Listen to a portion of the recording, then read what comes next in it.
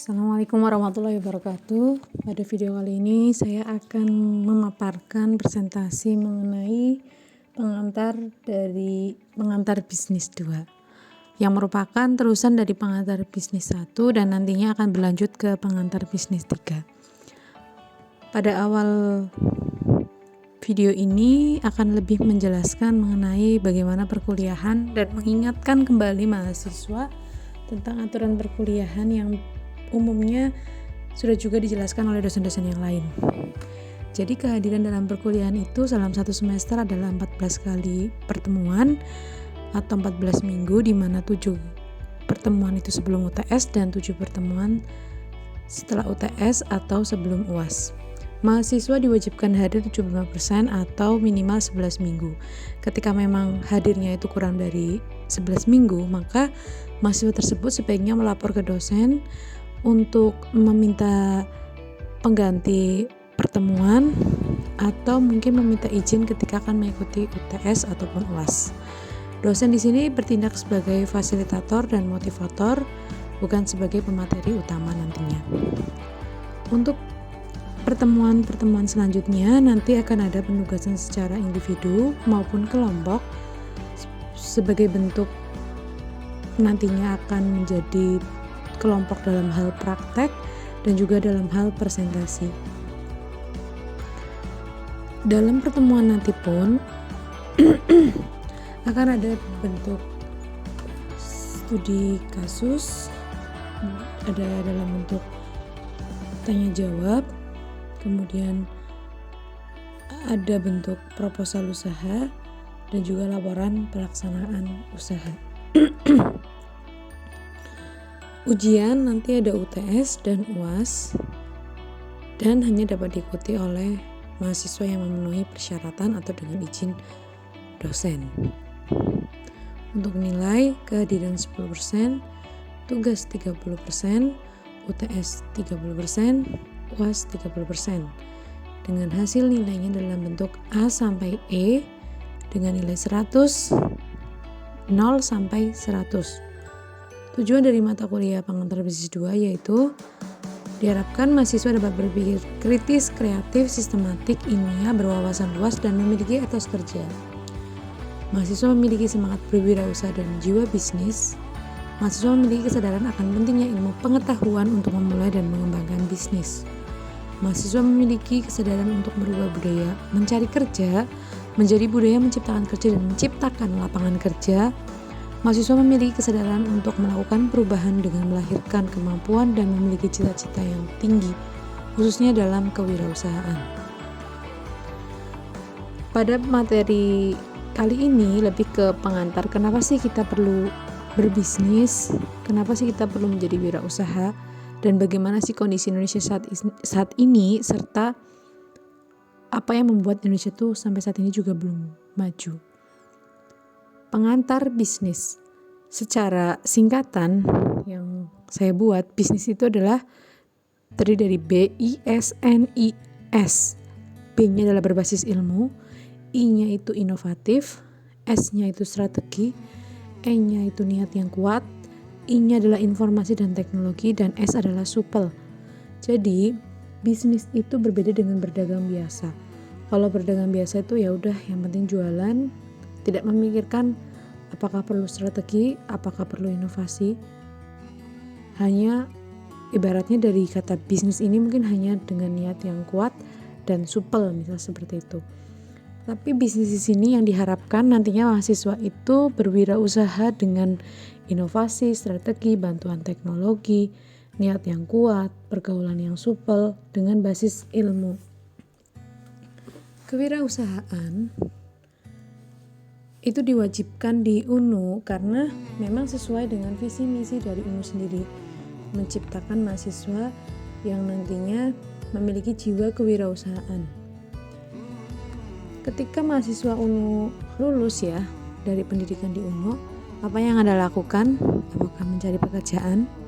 Apakah menjadi wirausaha atau menjadi karyawan sambil berwirausaha? Anda bisa menjawabnya sendiri-sendiri ya, karena kan berbeda-beda setiap mahasiswa.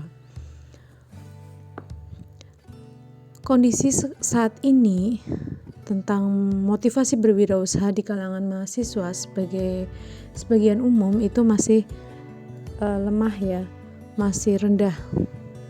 Dimana kebanyakan mahasiswa yang lulus bukan hanya di UNU tetapi di kampus-kampus yang lain yang memang kampusnya itu bukan sebagai pencetak wirausaha ya kampus negeri ataupun kampus-kampus swasta yang nasional ataupun kampus swasta yang berbasis agama maupun negeri yang berbasis agama, kebanyakan mereka yang pertama hanya mencari kerja, bukan menciptakan lapangan kerja. Yang kedua, dengan kondisi tadi ya, mereka hanya mencari kerja, ternyata jumlah lapangan kerja itu semakin sempit, sehingga setiap tahunnya pasti banyak pengangguran yang bertambah. Jangan dikira ketika kalian lulus dari S1 ya di UNU, itu kemudian kalian mudah untuk mencari kerja. Karena yang lulus S1 dari universitas negeri saja, mereka kesulitan untuk mencari kerja. Karena tadi lapangan kerja yang memang terbatas sedikit, tetapi jumlah lulusan itu semakin banyak. Sehingga persaingan pun semakin ketat. Oleh karena itu, kalau kita tidak memiliki nilai jual yang lebih, kita tidak punya kelebihan dalam diri sendiri, tidak punya misalnya kecerdasan biasa saja, skill bahasa Inggris, skill iptek dan lainnya juga biasa saja, maka itu akan kesusahan sekali untuk mendapatkan pekerjaan yang layak. Akhirnya mungkin tetap dapat mendapatkan pekerjaan, tetapi pekerjaan yang levelnya rendah, yang tidak sesuai dengan kualifikasi dari S1. Di sistem pendidikan di Indonesia saat ini memang kondisinya ya hanya untuk mencetak lulusan saja gitu. Menurut penulis Max Ganter tentang motivasi ya, ia pernah mengkritik tentang pendidikan di Amerika tahun 70-an yang hanya meluluskan singlaritis, yang artinya mereka itu lulusan-lulusan yang memiliki mental buruh, menjadi pegawai negeri, menjadi pegawai swasta, sehingga ketika lulus itu tidak bisa dia menciptakan lapangan pekerjaan. Hal ini pun berlaku di Indonesia. Jadi yang didekrit itu adalah nilai, kemudian hafalan, hitungan, bukan bagaimana dia berusaha untuk melakukan inovasi, kreasi, kemudian melakukan praktek berwirausaha dan lain-lainnya. Jadi masih rendah kondisi Indonesia. Selain itu, kasus pengangguran di Indonesia juga setiap tahunnya terus bertambah. Khususnya di perguruan tinggi ya, lulusan perguruan tinggi itu juga bertambah 10%-an. Dan termasuk peningkatannya tiap tahunnya terus meningkat cukup tinggi. Nah, dari sini kita bisa melihat siapa sih sebenarnya yang salah. Apakah mahasiswanya yang salah? Apakah orang tuanya yang salah karena mendidik anaknya untuk menjadi pegawai? Atau pemerintah yang salah karena tidak bisa membentuk suatu sistem pendidikan yang bagus? Di sini akan menjadi diskusi yang luas ya, karena semuanya saling berhubungan, tidak bisa menyalahkan hanya pada satu pihak saja. Hasil penelitian, mahasiswa itu sulit untuk mau dan memulai wirausaha dengan alasan karena memang mereka tidak diajar dan tidak dirangsang untuk melakukan sesuatu sendiri atau mempraktekkan kewirausahaan itu sendiri. Selain itu, lingkungan budaya masyarakat dan keluarga yang berkembang dari dulu hingga saat ini itu mengharapkan anaknya itu kebanyakan menjadi pegawai atau orang-orang yang memiliki gaji tetap. Jadi background keluarga itu juga sangat berpengaruh ya. Orang tua kebanyakan juga memiliki pengalaman dan pengetahuan yang mereka tuh hanya sebagai karyawan, tidak sebagai wirausaha. Insinyur Ciputra dalam Kompas di tahun 2009 menyebutkan bahwa generasi muda salah satunya mengubah pola pandang. Jangan hanya berpikir bahwa setelah lulus itu nanti akan menjadi pegawai. Dan tidak terfikirkan dalam benaknya bahwa dia akan menjadi wirausaha. Jadi yang menurut pengamatan Insinyur Ciputra itu kondisinya memang seperti itu. Sedangkan untuk memajukan perekonomian negara itu Indonesia butuh sekitar 4 juta wirausaha yang inovatif. Dan di Indonesia itu baru ada 400.000. Jadi di sini masih kurang sangat banyak sekali ya, di mana Sebuah negara dikatakan maju ketika 2% dari populasinya itu menjadi wirausaha. Sedangkan di Indonesia pada saat 2009 ya, itu baru 400.000 wirausaha dan baru 0,18%. Sekarang tentunya lebih tinggi lagi ya tuntutannya, bukan 4 juta wirausaha tetapi lebih dari itu karena kan jumlah penduduk juga bertambah. Menurut Insinyur Ciputra, beberapa landasan atau beberapa jenis lahirnya wirausaha itu ada 3. Ada necessity entrepreneur, yaitu menjadi wirausaha karena memang terpaksa terdesakan kebutuhan hidup. Jadi misalnya karena ekonominya yang kurang, kemudian tuntutan harus memberi makan keluarga, harus memenuhi kebutuhan anak, harus membiayai kehidupan orang tua, akhirnya dia terpaksa harus berwirausaha, membuang rasa malu. Tapi akhirnya dia bisa sukses. Itu banyak ya cerita seperti itu. Kemudian ada replikatif entrepreneur, yaitu dia menjadi wirausaha karena meniru-niru bisnis yang sedang tren. Boleh saja, tetapi ketika melakukan bisnis yang tren itu sangat rawan dengan persaingan dan kejatuhan. Dan juga kalau yang namanya tren itu kan berubah ya. Ketika sudah tidak tren maka dia akan jatuh.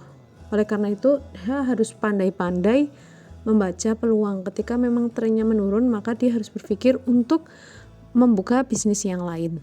Kemudian yang ketiga yaitu innovative entrepreneur, di mana dia menjadi wirausaha inovatif karena memang dia berusaha untuk berpikir kreatif dalam melihat peluang dan berusaha untuk meningkatkannya.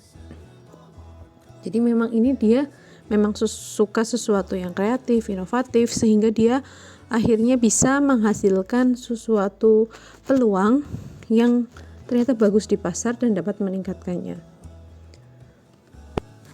Nah, itu tadi latar belakang seseorang menjadi wirausaha. Tetapi dalam kondisi yang nyata, itu kebanyakan anak-anak yang ada di Indonesia itu didorong untuk menjadi pekerja atau karyawan. Karena dalam diri orang tua itu ada rasa bangga ketika memang selepas kuliah anaknya menjadi pegawai. Hal inilah pula yang menjadi salah satu faktor penghambat untuk berkembangnya wirausaha di Indonesia. Jadi ketika nanti Anda semua mahasiswa ketika sudah menikah dan memiliki anak, berubahlah. Jangan seperti orang tua Anda sebelumnya yang mengharapkan anaknya harus menjadi pegawai. Tetapi berusahalah untuk mengarahkan anaknya tidak harus menjadi pegawai. Kalau memang menjadi pegawai ya sudah, tetapi tidak harus yang namanya mencari nafkah, tidak harus menjadi pegawai. Berwirausaha dengan tekun, inovatif, dengan strategi yang cerdas, maka itu bisa menjadi wirausaha yang sukses.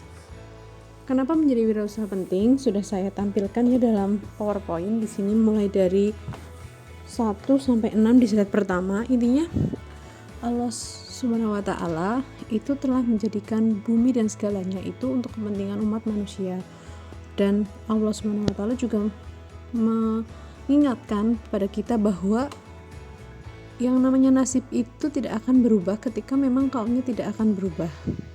Jadi memang kalau kita ingin menjadi orang kaya, nggak bisa kita hanya berdiam diri saja, tetapi kita memang harus berusaha dengan tekun, harus mencoba, meskipun kita harus jatuh, harus sakit, tetapi memang yaitu Allah hanya merubah kaumnya ketika kaumnya mau berubah sendiri. Seperti itu. Rasulullah juga sebagai teladan kita, Nabi kita, dia juga seorang wirausaha, pembisnis, bukan seorang karyawan. Dengan kita menjadi wirausaha, tentunya pertumbuhan ekonomi akan semakin maju karena banyaknya lapangan kerja, pengangguran berkurang, kemudian roda perekonomian berjalan, dan keuntungan lebih banyak ke masyarakat Indonesia. Kesejahteraan masyarakat nantinya pun akan meningkat dan akhirnya mewujudkan harga diri bangsa. Karena ketika bangsa ini lebih banyak dimiliki oleh pihak lain, tentunya harga diri akan rendah. Itu ya. Kenapa juga kita harus menjadi wirausaha? Karena tadi rasio negara yang maju dapat berjalan dengan baik ketika minimal 2%, sedangkan di Indonesia saat ini belum mencapai kondisi tersebut. Menjadi wirausaha itu kita akan menjadi seorang pelopor, seorang kreatif dan inovatif. Dan menjadi wirausaha, hal-hal yang remeh-temeh, sampah bisa berubah menjadi emas. Kita bisa melihat ya rasio pengusaha di Indonesia yang tertinggi adalah di rasio pengusaha di Indonesia ya. Ini dengan globalnya di internasional tertinggi ada di Singapura, Cina, Jepang, Amerika, dan Indonesia itu termasuk yang rendah. Itu hanya 0,20 atau 0,18 ya di tahun 2009. Padahal negara yang maju adalah 2%. Ini sangat untuk meningkatkannya itu sangat susah ya. Bisa dibilang kita baru 1 titik dari 10 titik untuk mencapai 2%. Kenapa bisa seperti itu? Ya karena tadi sebagian besar produk pendidikan itu masih mengarahkan lulusannya itu menjadi job seeker, bukan menjadi job creator. Dan kondisi realnya jumlah pengangguran Indonesia semakin meningkat tiap tahunnya, khususnya di lulusan sarjana atau pendidikan tinggi. Nah, mengapa kita harus menjual tanah kita? Jadi dalam kondisi yang saat ini seperti itu ya, pengangguran semakin meningkat, kemudian perekonomian juga semakin rendah, ternyata pemerintah banyak menjual aset-aset negara, mulai dari menyewakan tanah sampai bertahun-tahun, kemudian menyewakan pertambangan dan lain-lainnya. Padahal seharusnya kalau kita memang memiliki jiwa wirausaha, kita bisa mengolahnya sendiri. Mengapa kondisi ini bisa terjadi? Yang pertama, kemungkinan karena kemalasan kehidupan dan hanya ingin menikmati yang enak-enak saja. Yang kedua, karena kebodohan dan ketidaktahuan, jadi kita tidak mau belajar, membaca dan lain-lainnya. Jadi kita hanya lulus itu ya udah karena sarjana saja, tapi tidak memahami ilmu yang kita peroleh. Semoga kita semua di sini tidak seperti itu ya. Kemudian ketidakjujuran. Jadi meskipun kita online ya, alangkah baiknya tetap mengerjakan ujian UTS, UAS itu dikerjakan sendiri. Mungkin dosen tidak tahu, tapi Allah itu akan tahu, dan itu juga akan melatih mental kecurangan, mental hanya menikmati yang enak-enak saja, yang tentunya akan merusak diri kita, masyarakat, akhirnya bangsa. Jadi mulai dari diri sendiri untuk berusaha jujur dalam kondisi apapun. Kemudian yang lainnya alasannya karena nafsu ingin cepat kaya. Jadi banyak masyarakat Indonesia yang ingin cepat kaya tetapi tidak ingin capek, tidak ingin lelah, tidak ingin mengeluarkan banyak tenaga, dengan cara ya korupsi, dengan cara mencuri dan lain-lainnya. Termasuk misalnya ingin dapat nilai bagus tetapi tidak mau belajar. Ini termasuk nafsu ingin cepat kaya juga. Tidak mau susah payah untuk mendapatkan hal yang luar biasa itu. Nah, oleh karena itu dalam kondisi yang seperti ini solusinya apa sih? Pengangguran meningkat, perekonomian terus merosot ya, kemudian nilai ataupun persentase kewirausahaan juga sangat rendah, aset-aset negara kebanyakan dijual, maka solusinya adalah perbanyaklah wirausaha dan perbanyaklah wirausaha. Karena wirausaha ini adalah solusi dari segala permasalahan perekonomian, pendidikan, kemudian sosial, politik, dan lain-lainnya. Ketika orang itu sudah mampu, sudah mapan, kecukupan ekonominya, maka yang namanya kejahatan itu pasti akan menurun. Maka yang namanya kecurangan juga menurun, karena secara mental dia sudah kecukupan, secara ekonomi dia sudah kecukupan, sehingga tidak ada pikiran-pikiran untuk melakukan kecurangan-kecurangan yang lebih lagi. Itu. Nah, di sini saya akan sedikit mengantarkan tentang kisah pengusaha sukses yang bernama Filsa Budi Ambia, yang merupakan pengusaha dari Purwokerto. Dia merupakan pengusaha yang tangguh, yang meskipun gagal berkali-kali dalam bisnis tapi tidak menyerah. Pria ini memiliki semangat untuk menjadi wirausaha sebenarnya sejak ada di bangku SMK, di SMK Bintek Purwokerto. Namun karena dia tidak punya modal, maka dia pada tahun 2007 itu mengikuti saudaranya hijrah di Balikpapan, Kalimantan Timur. Awal dia di perantauan, dia tidak mendapatkan pekerjaan karena lulusannya hanya SMK. Kemudian dia akhirnya mendapat pekerjaan menjadi supir pertambangan Dan di tahun 2010 dia mengundurkan diri dan memulai usaha kuliner makanan-makanan khas Jawa. Namun akhirnya tutup karena pemasaran yang kurang bagus. Setelah itu dia menikah dalam kondisi yang tadi ya masih minim, belum punya pekerjaan, tetapi dia nekat untuk menikah. Kemudian dia membuka usaha kuliner bersama istrinya berupa martabak mini, namun tutup kembali karena ada permasalahan dengan rekanan. Kemudian dia memulai usaha kembali dengan modal dana dari mas kawin istrinya sebesar 1,5 juta untuk memulai membuka martabak mini hingga dia memiliki cabang di Jawa dan Kalimantan sebanyak 35 cabang. Namun usaha martabak ini juga tutup kembali karena permasalahan pada adanya investor bodong yang membawa uangnya hingga raib. Kegagalan berkali-kali tidak membuat dia kapok ya, kemudian dia menyerah, tetapi dia terus berusaha karena memang tuntutan hidup yang semakin besar, harus sudah memiliki anak, harus membiayai kehidupan istri dan anaknya, hingga tersisa uang 100.000 ya. Kemudian dia memulai usaha berupa rempeyek karena ada tetangganya yang punya usaha rempeyek, kemudian dia tutup. Nah, si Filsa ini melihat ada peluang, ada pasar rempeyek gitu, kemudian dia berusaha untuk membuat rempeyek, namun yang berbeda dengan cara dia melakukan riset mengenali kondisi lingkungan sekitar, yang mana kearifan lokal di Balikpapan itu adalah bahan-bahan ikan laut. Kemudian dia membuat rempeyek kepiting. Dari awal pemasaran, rempeyek kepiting ini cukup bagus ya, karena memang belum ada dan sangat inovatif, hingga akhirnya dia penjualannya semakin melesat dan membuat brand dengan nama Kampung Timur. Hingga akhirnya sampai saat ini memiliki banyak mitra. Filsa sampai saat ini tetap melakukan inovasi, tidak berhenti sampai pada rempeyek kepiting, tetapi diolah lagi dengan produk-produk yang lain dan membuka cabang di Jogja juga. Hingga akhirnya dia mendapatkan berbagai penghargaan dan juga memiliki kecukupan ekonomi. Semoga kisah tentang Filsa bisa menginspirasi ya pengusaha sukses yang berasal dari Purwokerto yang akhirnya menjadi pengusaha nasional, dan kita bisa menirunya. Demikian pemaparan materi pada pertemuan ke-1 pengantar bisnis 2.